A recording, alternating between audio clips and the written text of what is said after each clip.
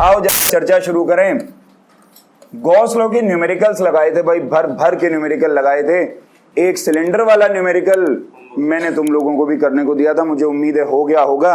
अभी मैं उसके ऊपर चर्चा नहीं करूंगा क्योंकि आज 3 डेरिवेशन मेरे एजेंडे में है जो हम लोगों को करनी ही करनी है हर हाल में। ठीक है, 3 डेरिवेशन है जो हम लोगों ने करनी है और ये बिल्कुल 7 सितारा डेरिवेशंस हैं। हेडिंग डालो। सबसे पहली डेरिवेशन के लिए सबसे पहली डेरिवेशन लिखेंगे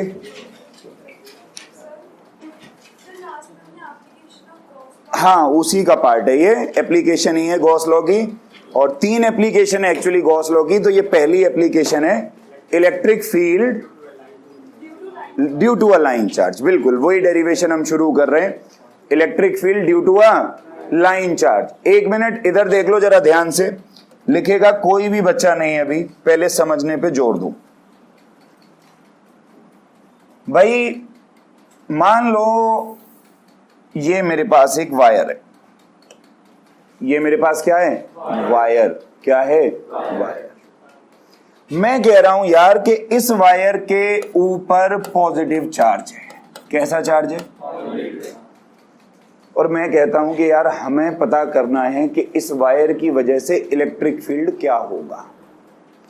ये हमें पता करना है कि इस वायर की वजह से इलेक्ट्रिक फील्ड क्या होगा। हमने अपना दिमाग पूरा चलाने की कोशिश करी और इलेक्ट्रिक फील्ड के जितने भी फॉर्मूले हम जानते हैं हमने एक एक करके वो सभी फॉर्मूले लगाने की कोशिश की। एग्जाम्पल के तौर पे एक इलेक्ट्रिक फील्ड का फॉर्मूला जो हम लोग जानते हैं भाई वो है KQ/R का स्क्वायर। हमने सोचा कि क्यों ना इस फॉर्मूले से इलेक्ट्रिक फील्ड निकाल लें, लेकिन अगर जब हमने ये फॉर्मूला लगाया तो हमको समझ में आया कि नहीं यार ये फॉर्मूला नहीं लग सकता।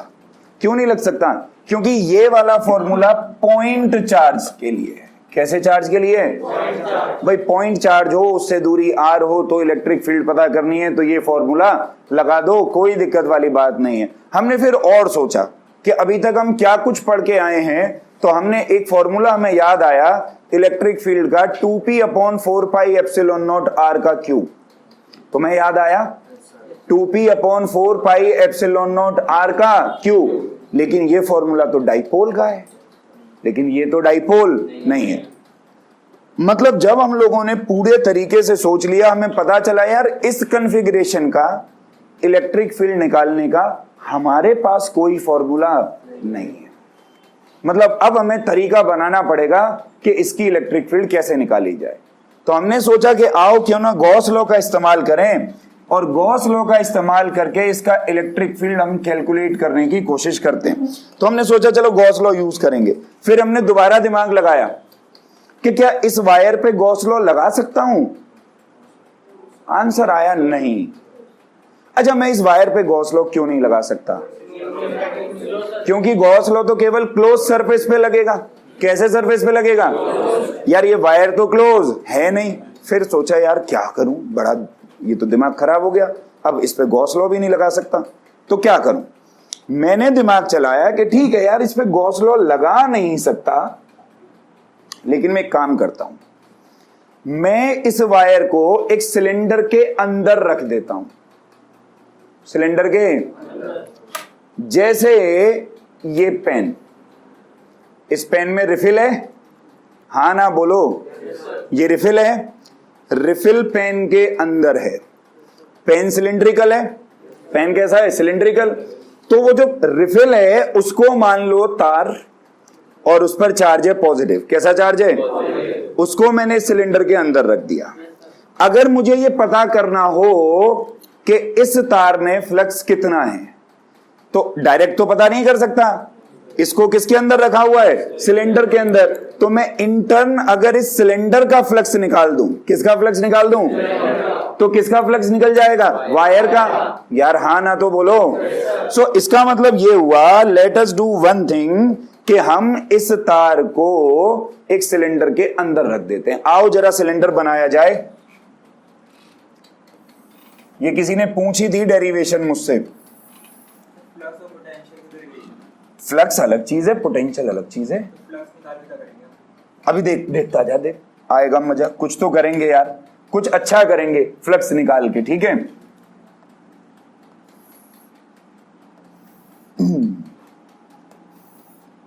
इससे कंफ्यूज हो रहा है क्या? मैंने ऊपर इलेक्ट्रिक पोटेंशियल लिख दिया, ऐसे ही चैप्टर का नाम है वो तो इलेक्ट्रिक पोटेंशियल, उसके अंडर ये हम लोग पढ़ रहे हैं, ठीक है। हाँ, तो ये हम लोगों ने सिलेंडर बना दिया, हाँ ना बोलो यार। अच्छा, अगर मैं ये कह दूं कि ये जो वायर है हमारी सुंदर सी जो वायर थी, इसकी लेंथ है L, वायर की लेंथ क्या है L, और मैं साथ के साथ ये भी मान लेता हूं कि जो टोटल चार्ज है इस वायर पे वो है Q, वायर पे टोटल चार्ज क्या है Q, है ना। अब और दिमाग लगेगा, हमें ना इस सिलेंडर का फ्लक्स पता लगाना है, सिलेंडर का फ्लक्स। हमने सोचा कि क्यों ना एक काम किया जाए, पहले इलेक्ट्रिक फील्ड की डायरेक्शन पता लगाई जाए।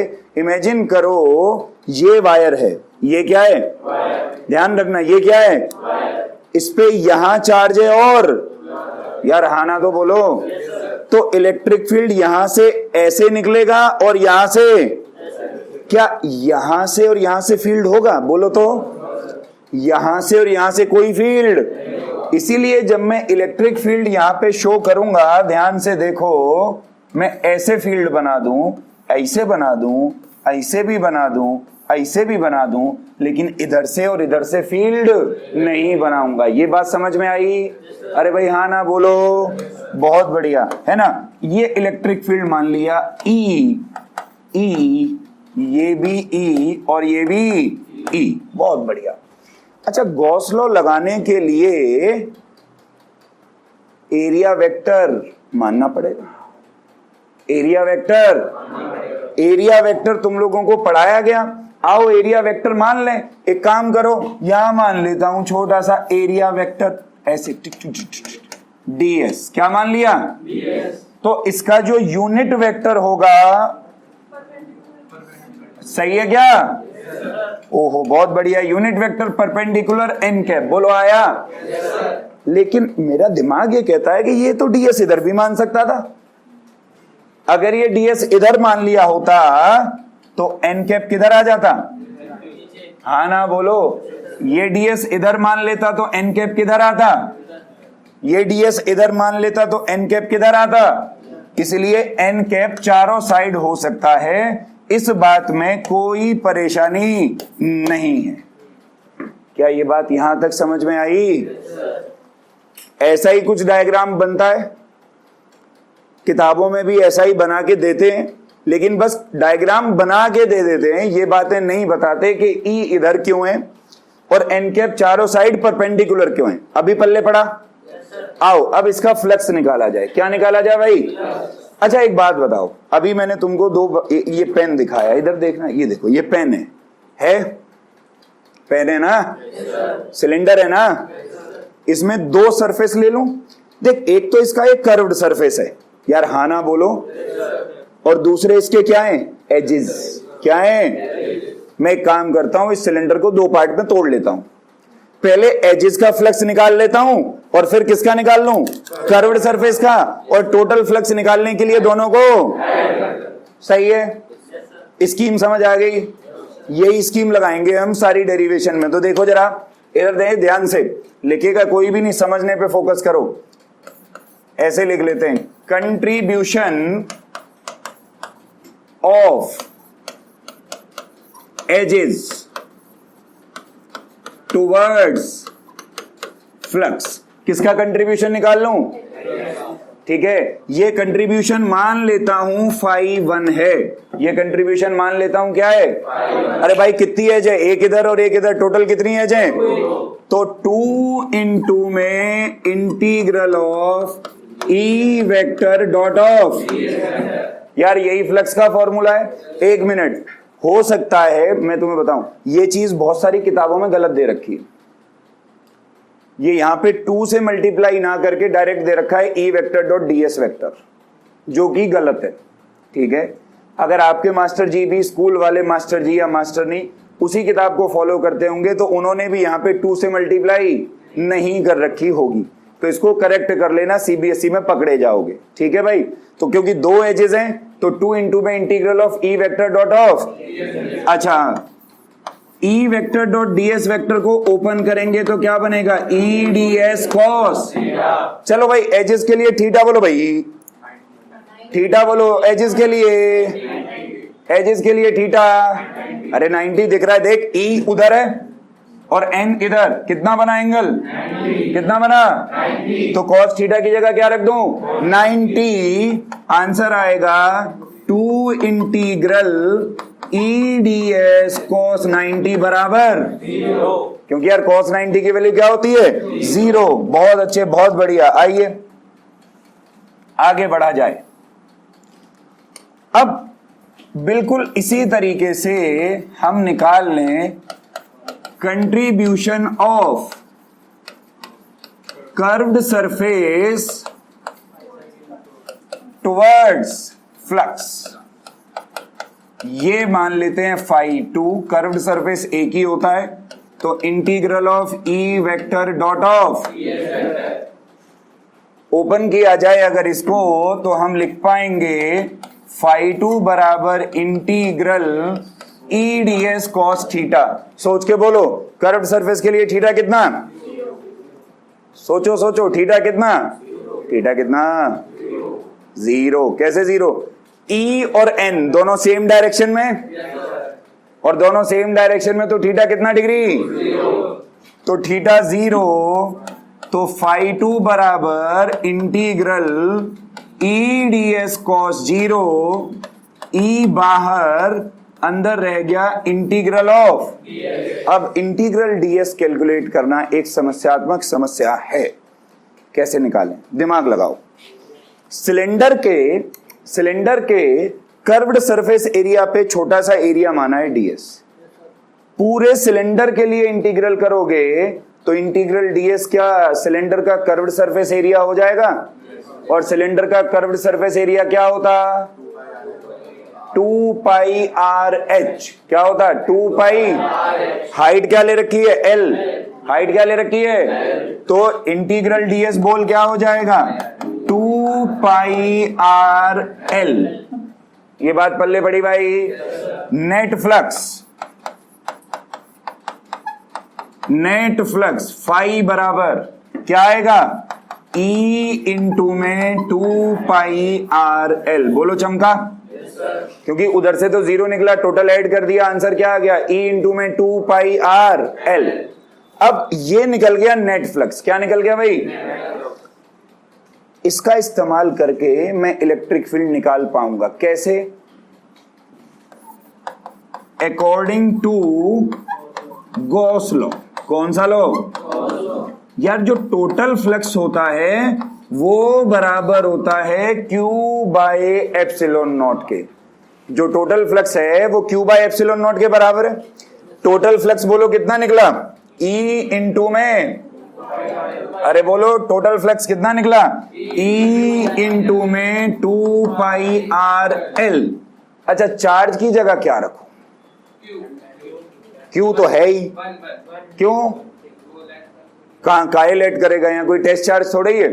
Q की जगह रख सकता हूं लैम्डा L। कुछ याद आया, लीनियर चार्ज डेंसिटी, लैम्डा बराबर चार्ज अपॉन लेंथ, तो चार्ज बराबर क्या आया, लैम्डा L। याद करो मैंने लिखवाया था फॉर्मूला, लीनियर चार्ज डेंसिटी, क्या बोलते हैं लैम्डा को, लीनियर चार्ज डेंसिटी। तो ध्यान से देखो, तो L से L दोनों साइड, और आंसर जो आया E का वो आंसर निकला lambda upon 2 pi epsilon nought R।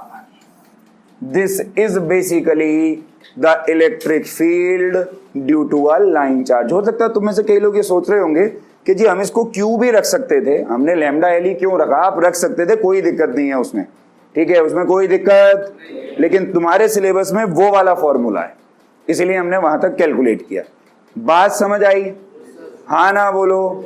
ऐसे होती है भाई ये डेरिवेशन, शायद रिद्धि तूने पूछी थी ना ये डेरिवेशन, मैंने तब यही बोला था कि फिलहाल में तो घोटा मार ले, अभी तो मैं कुछ नहीं कर सकता। यही रीजन था, बहुत सारी एक्सप्लेनेशन है बीच में, एक साथ सारी नहीं बता सकता था, ठीक है भाई, बात पल्ले बड़ी यार, उतार डालो।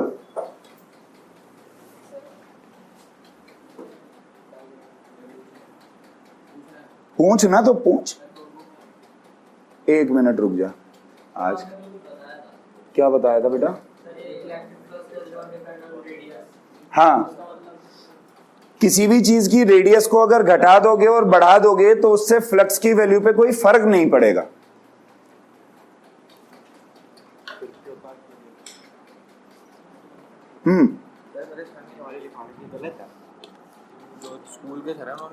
हाँ, वो शॉर्टकट में, बहुत शॉर्टकट में निपटा रखी है। हाँ, बहुत शॉर्टकट में।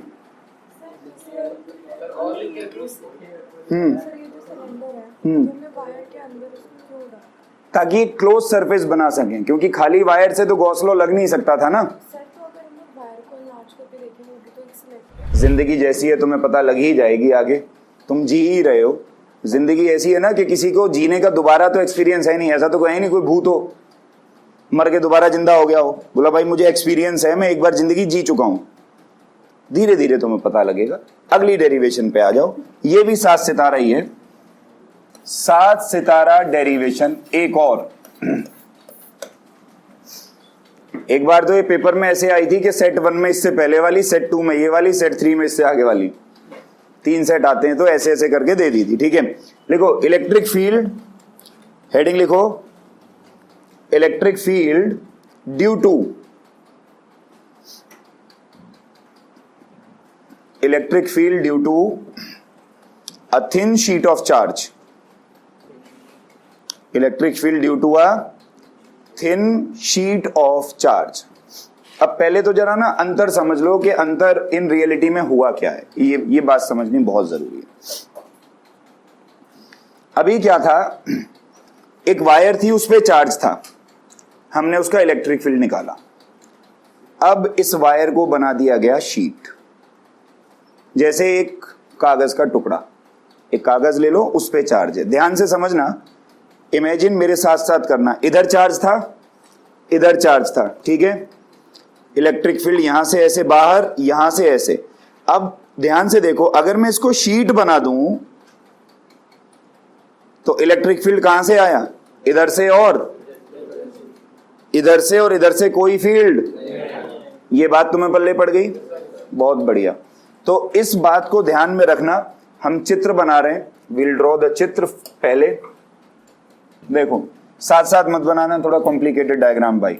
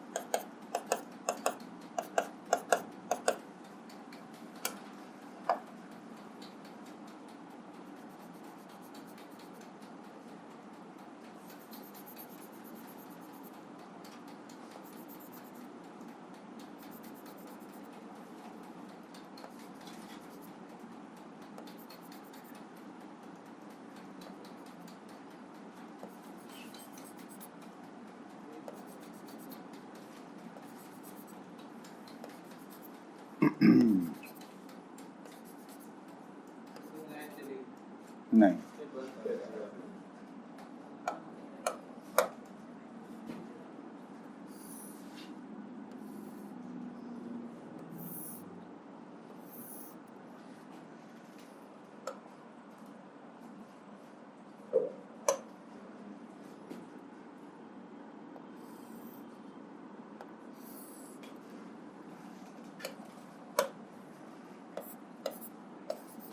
इस पे चार्ज मान लिया Q शीट पे, और साथ के साथ ये भी मान लिया कि लेट द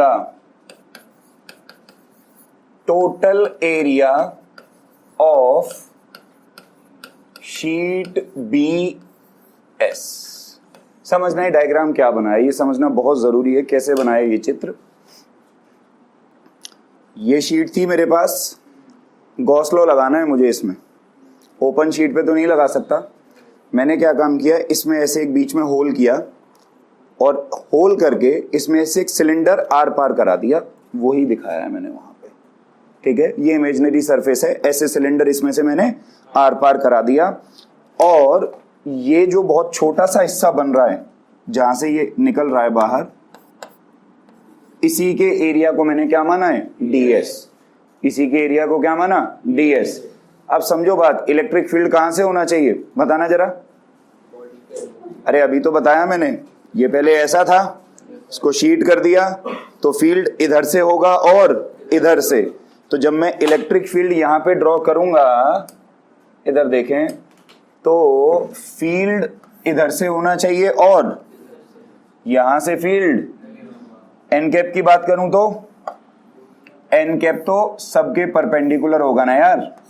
अरे ds तो हर तरफ मान सकते हो ना, तो एन कैप तो हर तरफ होगा। देखो जरा ध्यान से, तो ये हो गया एन कैप, एन कैप, ये n cap, n cap, n cap, और ये भी एन कैप, और ये हो गया तुम्हारा इलेक्ट्रिक फील्ड, ठीक है। स्कीम बिल्कुल वही रहेगी जो पहले चल रही थी, स्कीम में कोई बदलाव नहीं आएगा। इस सिलेंडर को ये दो पार्ट करेंगे, कर्व्ड सरफेस एरिया और एजेस, दोनों से फ्लक्स निकालेंगे और दोनों को क्या कर देंगे, ऐड, ठीक है भाई। तो आओ देखो शुरू करें जरा। सबसे पहले देखो ध्यान से, कंट्रीब्यूशन ऑफ कर्व्ड सरफेस, इधर देखो,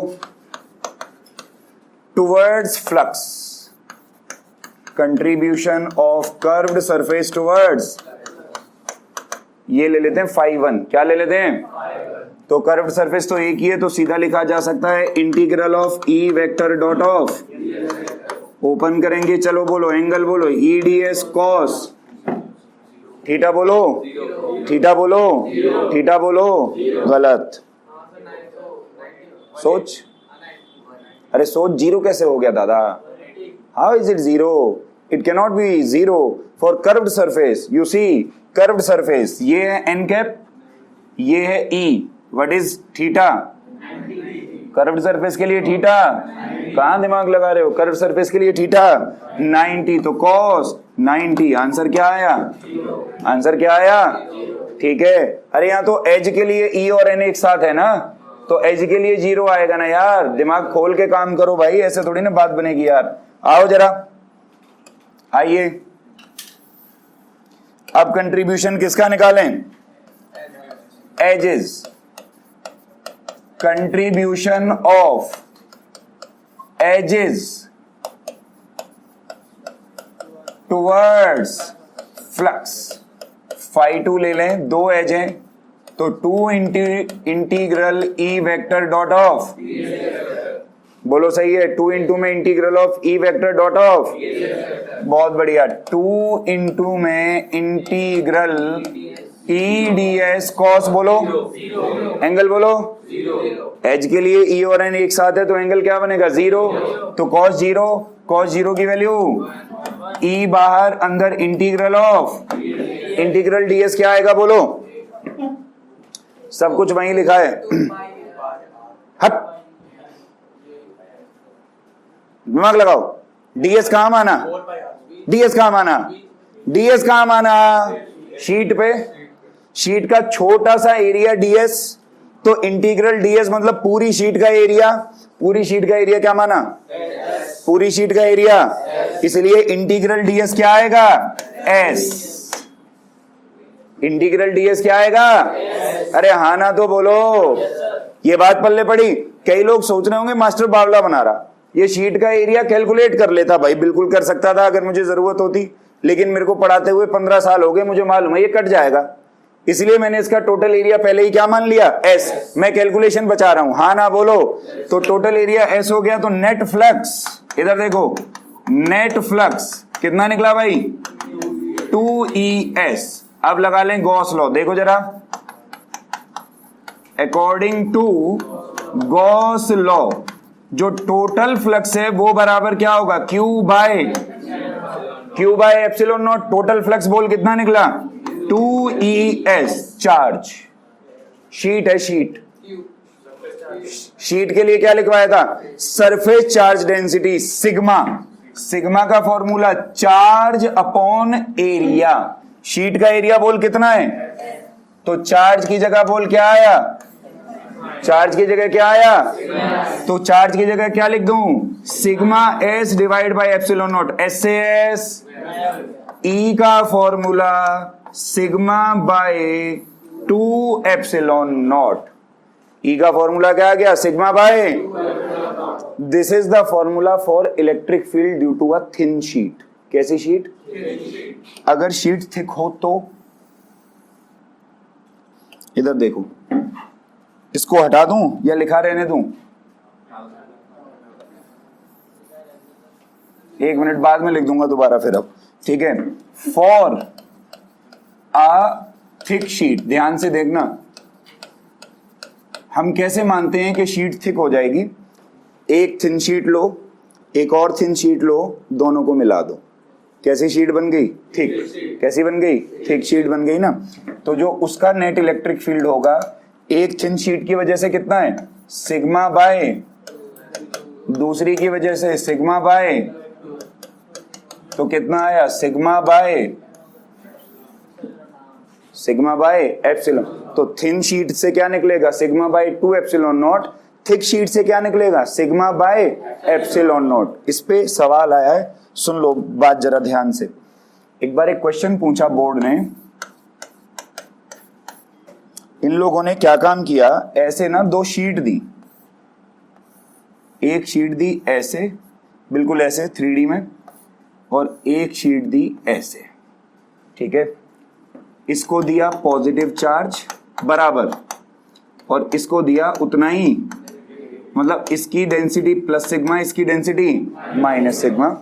और उन्होंने कहा, ये क्वेश्चन आया हुआ है बोर्ड में, कि ये रीजन है 1, ये रीजन है 2, ये रीजन है 3।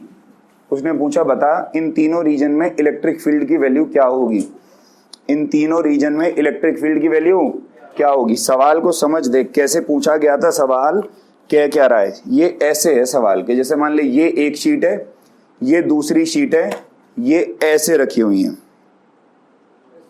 इस पे प्लस क्यू चार्ज है, इस पे माइनस क्यू चार्ज है। एक जो पॉइंट 2 है वो इन दोनों के बीच है, 1 इस तरफ और 3 इस तरफ। पूछता है बता इलेक्ट्रिक फील्ड कितना होगा तीनों रीजन में। अच्छा सवाल है ना, मुश्किल नहीं है, लेकिन अच्छा कितना ही हो मुश्किल नहीं है। इधर देख जरा, एक काम कर, मैंने तुम्हें तरीका सिखाया था, जिस भी जगह पे फील्ड निकालना हो वहां पे +1 कूलम का चार्ज रख लो। कितने कूलम का चार्ज रख लो, आ जरा यहाँ पे 3 पे रख के देखियो, +1 कूलम का चार्ज। दिमाग लगा, ये लॉजिकल बात है, फिजिक्स है ये भाई, बायोलॉजी नहीं है जो ऐसे ही समझ में आ जाए। दिमाग नहीं चलाएगा, क्लास में बैठ के सो के जाएगा, जीवन में कभी समझ नहीं आएगी। +1 कूलम का चार्ज है, कितने कूलम का चार्ज है।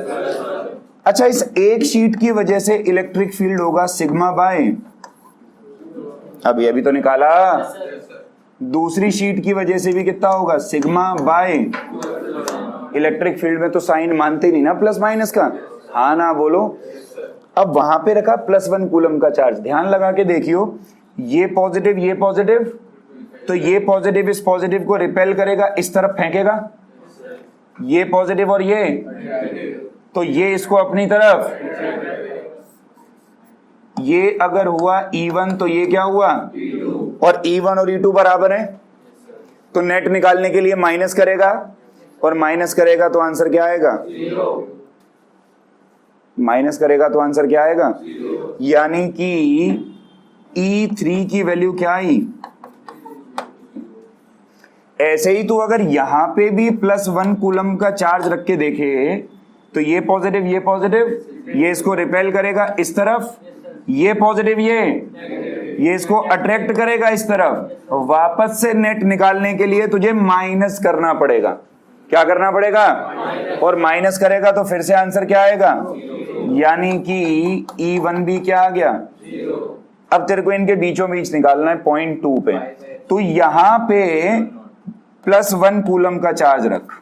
अब देख, ये पॉजिटिव, ये इसको रिपेल करेगा इस तरफ, ये पॉजिटिव और ये इसको अपनी तरफ क्या करेगा,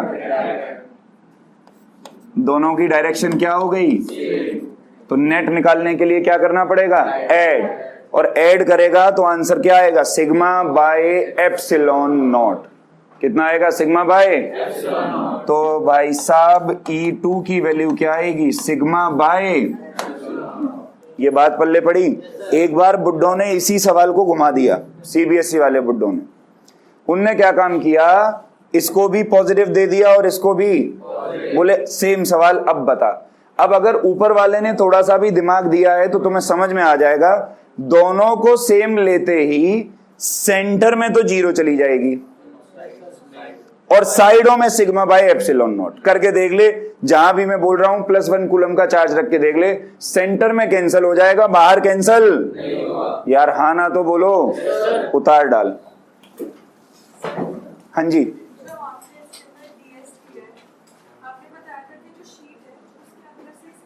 हाँ होल करके।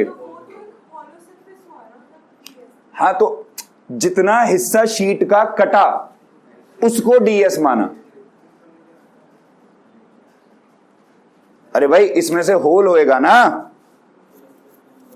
तो जितना हिस्सा ये हुआ इसको डीएस माना। शीट पे, सिलेंडर पे डीएस क्यों नहीं मान सकता था, क्योंकि सिलेंडर का फ्लक्स थोड़ी निकाल रहा हूं, निकाल तो शीट का रहा हूं ना।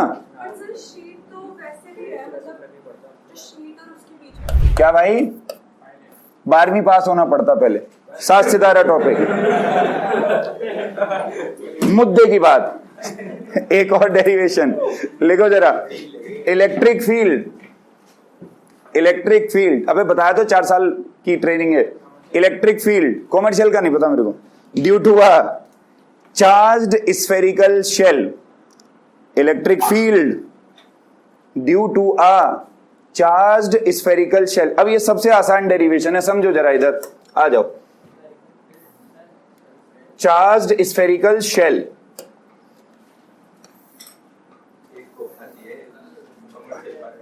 ये शेल बना ली, क्या बना ली,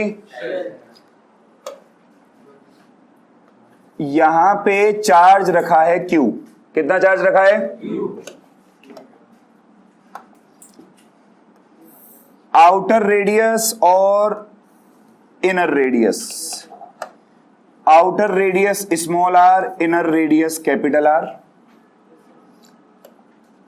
क्योंकि चार्ज पॉजिटिव है तो इलेक्ट्रिक फील्ड बाहर की तरफ निकलेगा।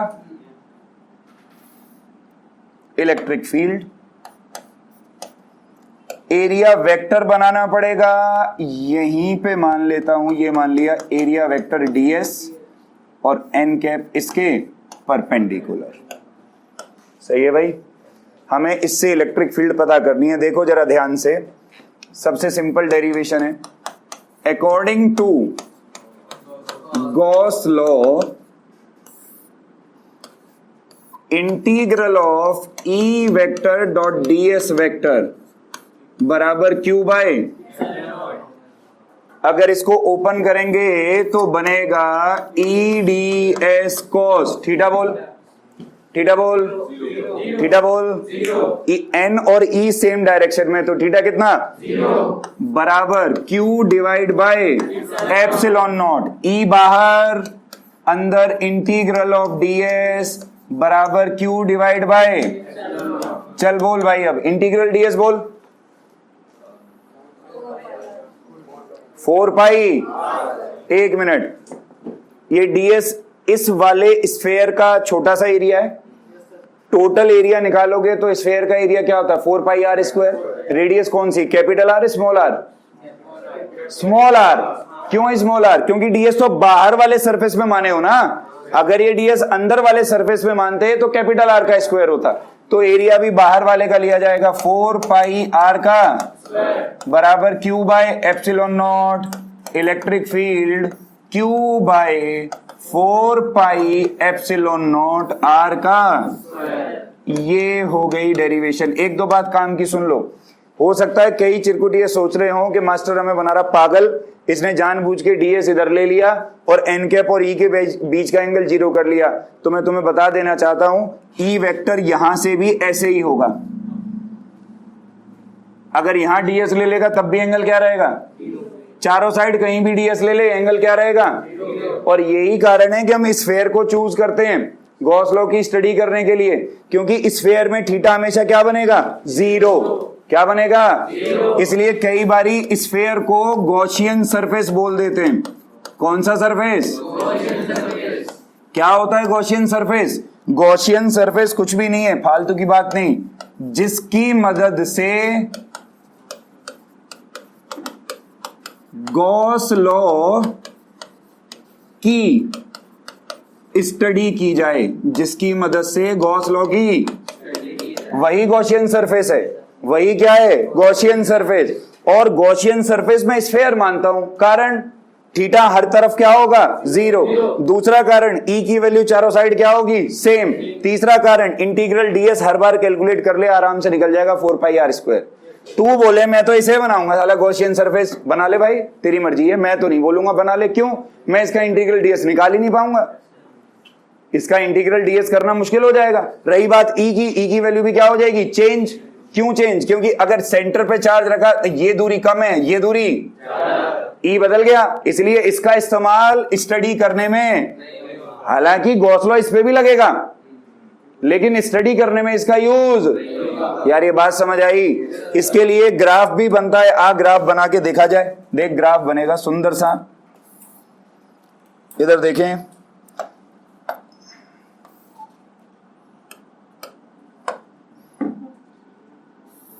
ये आता है इसका ग्राफ। यहां पे इलेक्ट्रिक फील्ड होता है मैक्सिमम, इस तरफ इलेक्ट्रिक फील्ड है, इस तरफ दूरी। ये मैक्सिमम कहां है, जब स्मॉल आर और कैपिटल आर बराबर हो रहा है। स्मॉल आर और कैपिटल आर कब बराबर होगा, डायग्राम से देखियो, यानी कि जब ये वाला पॉइंट यहां से खिसक के सरफेस पे आ जाए, अबे तभी तो स्मॉल आर और कैपिटल आर क्या हो जाएगा, बराबर। हाँ ना बोलो। तो सरफेस पे ई मैक्स हो गया, मैं यहां पे लिखे दे रहा हूं, ये वैल्यू किसकी हुई, सरफेस की। सरफेस से दूर जाओगे तो ई इनवर्सली वेरी कर रहा है, किससे, मैं नहीं कह रहा, फॉर्मूला कह रहा है, E inversely proportional to r square. हाँ ना तो बोलो। एक मिनट, अंदर ग्राफ बनाया ही नहीं मैंने, क्यों अंदर ग्राफ नहीं बनाया, आर बराबर आर यहां पे हुआ, इससे कम यानी कि इससे अंदर ग्राफ नहीं बन रहा। क्यों, पूरे के अंदर इलेक्ट्रिक फील्ड क्या होगा, पूरे के अंदर इलेक्ट्रिक फील्ड क्या होगा, क्योंकि ये हॉलो है, क्योंकि ये, और इसकी रामायण ना कैपेसिटेंस वाले चैप्टर में समझाऊंगा कि अंदर कैसे जीरो हो रहा बार बार। हाँ ना बोलो, उतार डाल फटाक से। Last derivation, last application, first second का भी हाफ खत्म, पोटेंशियल भी तो खत्म हो गया।